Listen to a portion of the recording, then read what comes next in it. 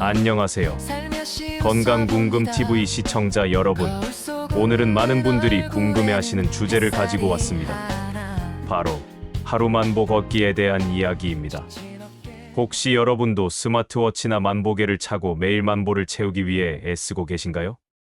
만보의 진짜 기원, 충격적인 진실을 아시나요? 먼저 놀라운 사실 하나를 알려드릴게요. 하루 만보라는 기준이 사실은 과학적 연구에서 나온 게 아니라는 점입니다. 1964년 일본의 시계회사 야마사 토케이가 세계 최초로 보수계를 출시했는데 그 상표명이 바로 만보계였어요. 그런데 재미있게도 1만을 뜻하는 일본어 한자와 이 사람이 양팔을 벌리고 걷는 모습과 닮았다고 해서 마케팅 포인트로 활용한 거였습니다. 결국 만보라는 숫자는 의학적 근거보다는 기억하기 쉽고 마케팅하기 좋은 마법의 숫자로 선택된 것이죠. 그것이 1964년 도쿄 올림픽을 계기로 전 세계에 퍼지면서 마치 과학적 기준인 것처럼 받아들여지게 된 겁니다. 그렇다면 진짜로는 얼마나 걸어야 할까요? 호주 시드니 대학교에서 2014년부터 2025년까지 진행된 57건의 연구를 종합 분석한 결과가 나왔습니다. 결론은 정말 놀라웠어요. 하루 7,000보만 걸어도 충분히 큰 건강 효과를 얻을 수 있다는 거였습니다. 구체적으로 어떤 효과가 있을까요? 치매 위험이 38% 감소하고 심장 질환은 25%, 암 사망률은 37%, 우울증은 22% 줄어들었습니다. 그리고 전체적인 사망 위험은 무려 47%나 감소했어요. 7,000보는 대략 5.6km 정도의 거리로 만보인 8km보다 훨씬 부담이 적죠. 연구를 이끈 멜로디 딘 교수는 이미 하루 만보 넘게 걷고 있다면 더할 나위 없지만 일반인들에겐 7,000보가 좀 더 현실적이어서 실천하기 쉽고 만보 못지않은 건강 효과를 얻을 수 있다고 말했습니다. 특히 60대 이상 노년층 분들께는 더욱 중요한 이야기입니다. 무리해서 만보를 채우려고 하다가 오히려 관절에 무리가 가거나 부상을 입는 경우가 많거든요. 노년층에게 권하는 걷기 방법은 이렇습니다.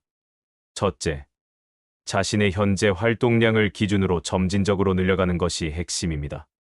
평소에 3,000보 정도 걸었다면 갑자기 만보를 목표로 하지 마시고 먼저 4,000보, 5,000보로 차근차근 늘려가세요.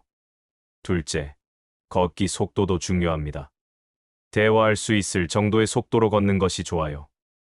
너무 빨리 걸어서 숨이 차거나 관절에 무리가 가면 안 됩니다. 셋째, 걷기 시간을 나누어서 하세요. 한 번에 오래 걷는 것보다 하루에 여러 번 나누어 걷는 것이 더 효과적입니다. 예를 들어 아침에 15분, 점심 후 15분, 저녁에 15분씩 나누어 걷는 거죠. 요즘 맨발 걷기가 건강에 좋다는 이야기를 많이 들으셨을 텐데요. 실제로 맨발 걷기에는 몇 가지 장점이 있습니다. 먼저 발가락과 발바닥의 근육을 더 많이 사용하게 되어 발의 근력과 균형 감각이 향상됩니다. 또한 지면을 직접 느끼면서 걷게 되므로 자세가 더 자연스러워지고 보행 패턴이 개선될 수 있어요. 하지만 주의할 점들도 있습니다. 당뇨병이나 혈액순환 장애가 있는 분들은 발 감각이 떨어져 있을 수 있어서 부상 위험이 높습니다. 또한 골다공증이나 관절염이 있는 노년층 분들은 충격 흡수가 부족해 오히려 관절에 무리가 갈 수 있어요. 만약 맨발 걷기를 시도해보고 싶으시다면 안전한 잔디밭이나 모래사장 같은 부드러운 곳에서 짧은 시간부터 시작해보세요. 그리고 발에 상처나 이상이 생기지 않는지 매번 확인하는 것이 중요합니다. 걷기가 주는 건강 효과는 우리가 생각하는 것보다 훨씬 다양합니다. 신체적 건강뿐만 아니라 정신 건강에도 큰 도움이 되거든요. 먼저 심혈관 건강 측면에서 보면 규칙적인 걷기는 혈압을 낮추고 콜레스테롤 수치를 개선합니다. 또한 혈당 조절에도 도움이 되어 당뇨병 예방과 관리에 효과적이에요. 뼈 건강에도 좋습니다. 걷기는 체중부하 운동으로 골밀도를 유지하고 향상시키는데 도움이 됩니다. 특히 노년층에게는 골다공증 예방에 매우 중요한 운동이죠. 정신 건강 면에서는 걷기가 스트레스 호르몬인 코르티솔 수치를 낮추고 기분을 좋게 하는 엔돌핀 분비를 촉진합니다. 또한 자연 속에서 걷기를 하면 더욱 큰 정신적 안정감을 얻을 수 있어요. 중요한 것은 자신에게 맞는 걷기 방법을 찾는 것입니다. 나이, 건강 상태, 생활 패턴에 따라 최적의 걷기 방법은 달라질 수 있거든요.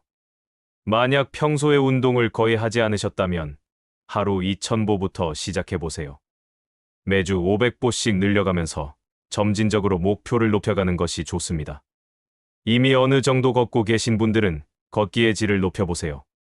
평지만 걷던 것을 가벼운 경사로가 있는 곳으로 바꾸거나 걷기 중간중간 스트레칭을 추가하는 것도 좋은 방법입니다.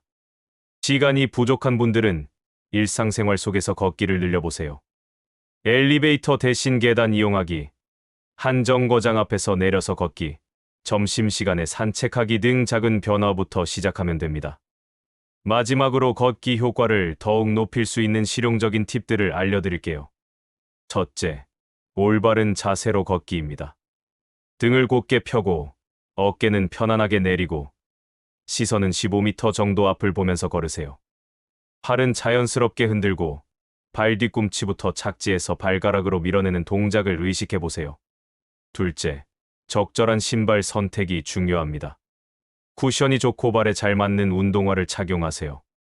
특히 노년층 분들은 미끄럼 방지 기능이 있는 신발을 선택하시는 것이 안전합니다. 셋째, 수분 섭취를 잊지 마세요. 특히 더운 날씨나 오래 걸을 때는 중간중간 물을 마시는 것이 중요합니다. 넷째, 워밍업과 쿨다운을 해주세요. 걷기 전후로 5분 정도 가벼운 스트레칭을 하면 부상 예방에 도움이 됩니다. 정리하자면 하루 만보는 절대적인 기준이 아닙니다.